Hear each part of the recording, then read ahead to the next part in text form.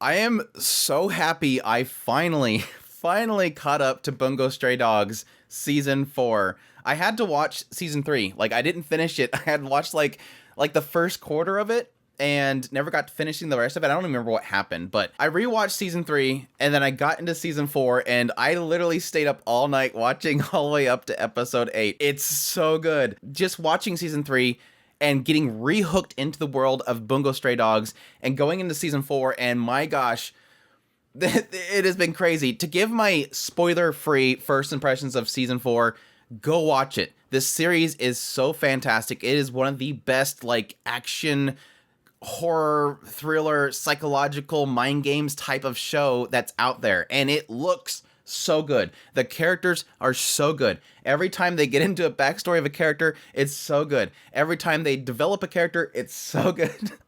I cannot express enough.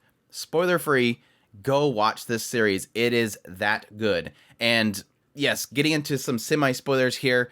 What they've done so far with Francis, bringing him back in the fold. I don't think I even cared about Francis in season 2, honestly.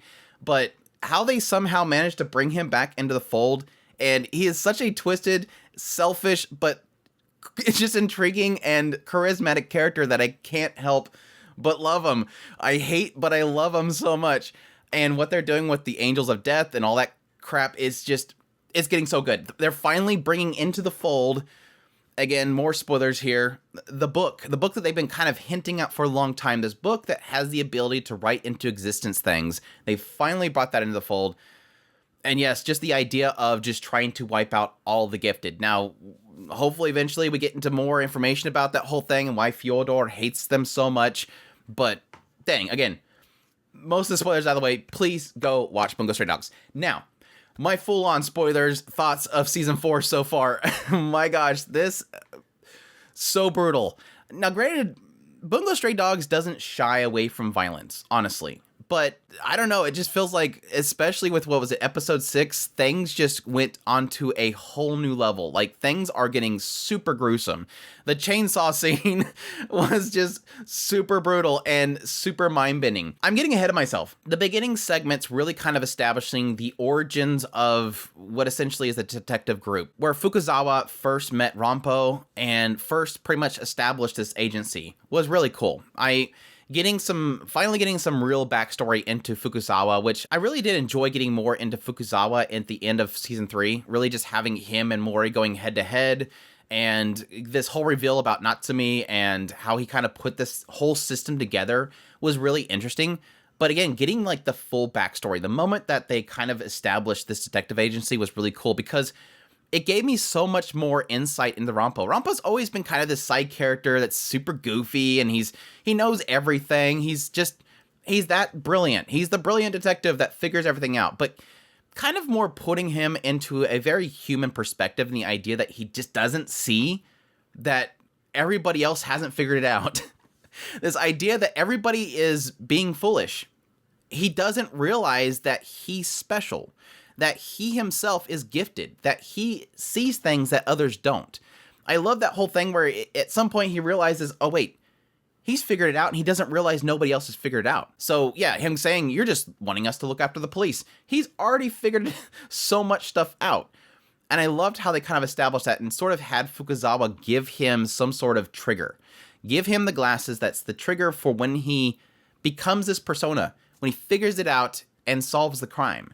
It was such a cool way of establishing the origins of the detective agency, but at the same time, also that desire for Fukuzawa to bring gifted people in and, again, technically be that bridge gap between the daytime and the nighttime.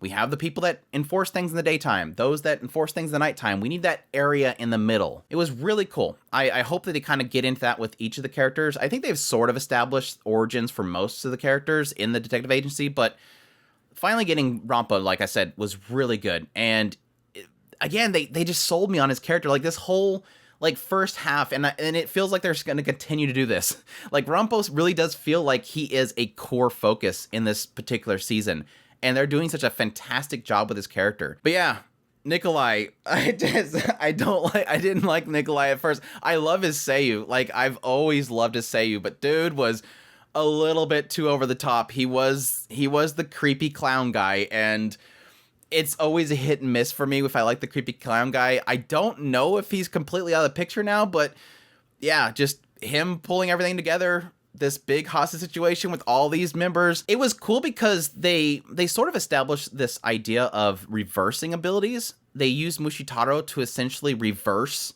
engineer his ability. I don't know if that's been established yet, or if it's just his ability and they used it in a different way. But they sort of imply that Mushitaro has the ability to do the perfect crime, to cover up all the evidence and change things, so that he can be the perfect criminal. And they sort of established this idea that he reversed it. He sort of brought evidence back to light. But no, the big twist was the big moment. Like I said, episode 6 was like, whoa. They finally revealed that, yes, they got a page. They got a single page of this book. And again, like I said, they've been hinting at this book for so long. And it was kind of one of those things where this is a holy relic. Like, this is a thing that the writer has created that almost seems too powerful. And so it's like the writer has to be very careful about how they use this, because it's so powerful that it's going to rewrite the story. And I typically don't like these types of stories. I whenever an anime gets in that whole idea of changing memories and everybody forgets everybody, or everybody hates the main character, I usually hate that.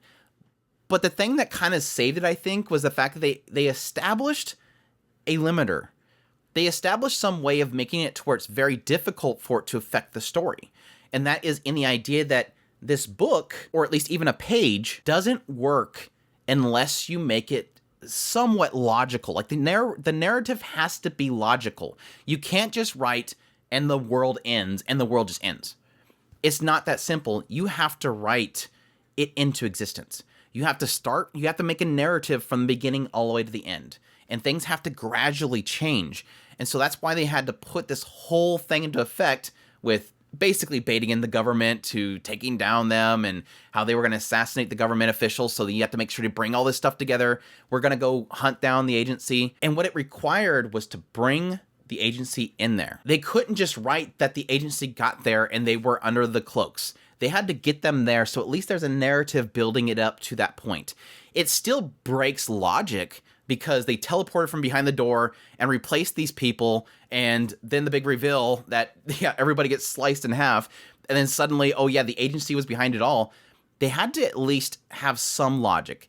The outside world, or at least the government and the military, had to know they were coming there, and then flip the positions, flip everybody's positions, and then bam, everything just unfolds, and everybody's minds, their memories start to shift. The interesting thing was the memory shift, because it's not just them replacing the bad guys, it's everybody's mind changing that this happened. And that was the stinger in the whole situation, is that everybody from the agency that got teleported in there all have memories of enacting this murder. They all witnessed it. They all did it. They triggered it. Like with Junie, he's like, he literally felt himself press the button. That is the stinger that makes this even worse, and it ruins them. Now, the oddity in the whole situation is that even though their memories have changed that they did it, they still know that they've been set up. So it's not a foolproof thing here. It still has some logic break in there, but it's enough that makes this all make sense. Like I said, I love that the book isn't a magical item that just makes anything happen in a split second.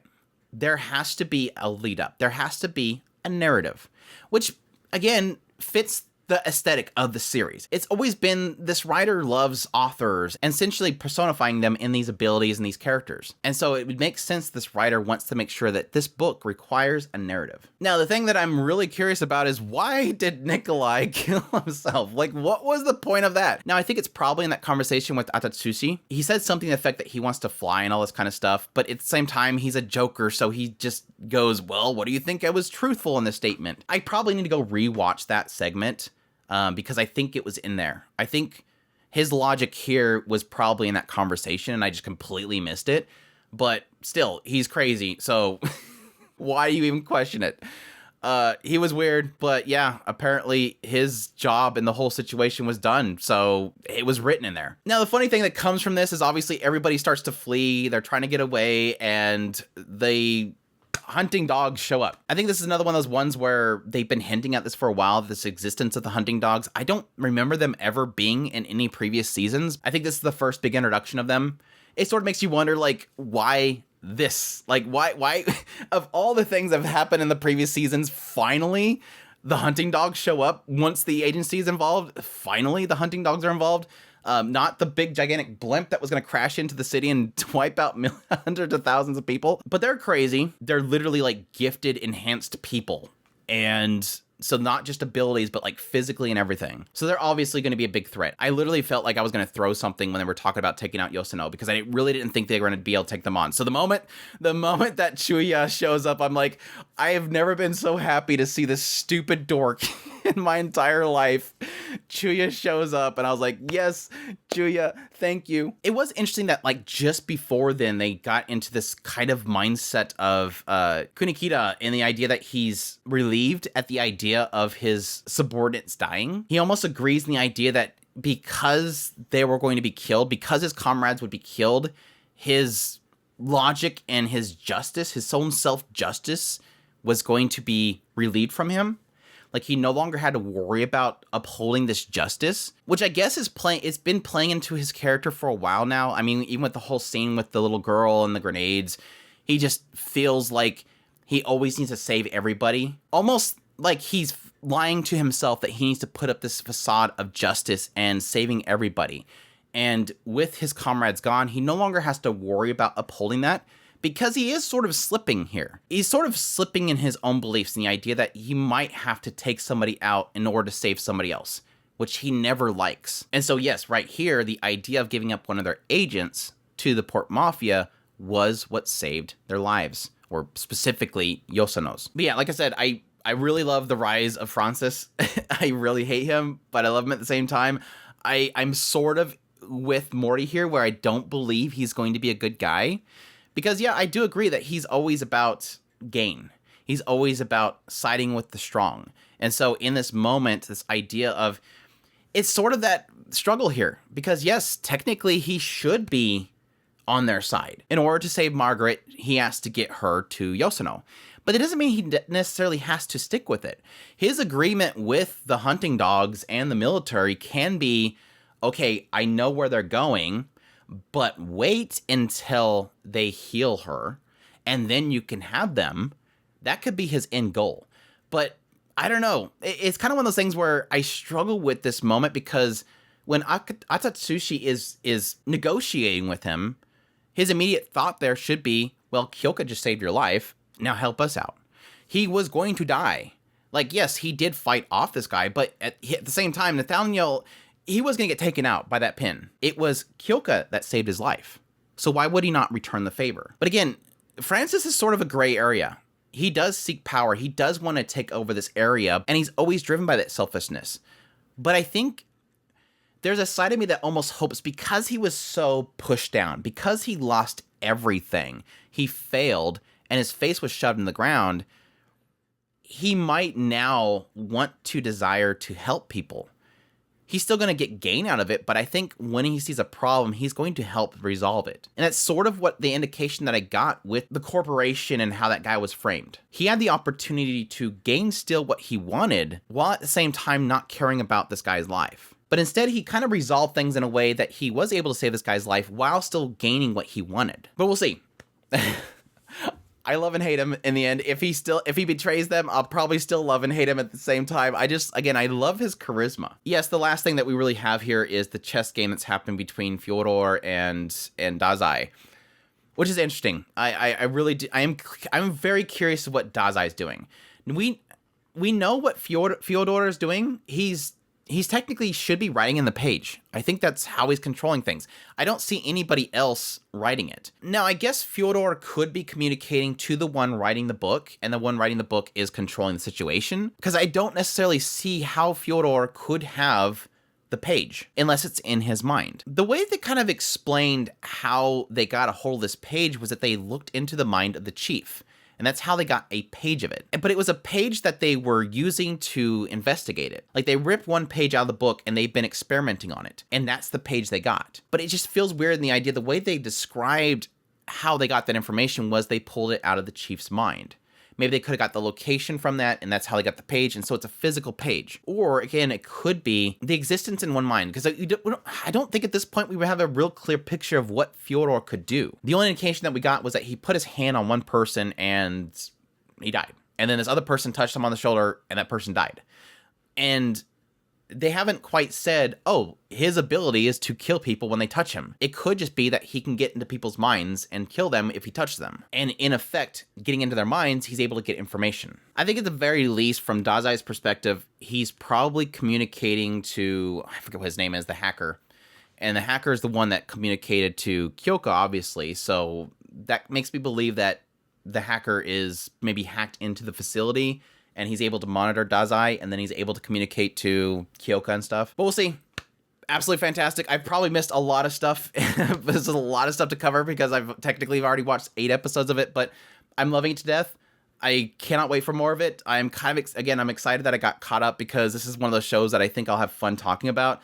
I don't know that this will do very well as a video, just because I almost feel like the Western audience for Bungo is really strong, but very quiet. Like, I just don't see anybody talk about this series, and it just breaks my heart. But I do know this series is like super popular in Japan, so that's obvious why this is just still going on. I was actually tempted to read through the manga to get myself refreshed, but I think I got most of the perspective here, and I don't feel completely lost jumping back into the series, and I think it helped going through season 3. But I will probably get a lot of stuff wrong, so please be gentle to me in the comment sections. But I'd love to hear from you guys. Are you watching this series? Are you loving it? I'd love to hear from the fandom to know your thoughts on what you're thinking about it so far.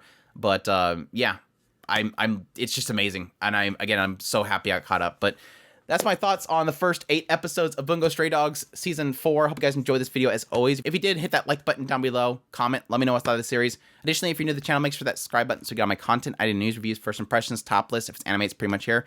And I might be covering this show on a weekly basis. We'll see if it keeps up. I'm assuming it's going to. Additionally, if you want to support the channel more, we have a Patreon link, tips link, super thanks button down below, and a membership button. I greatly appreciate everybody it does, and y'all take care.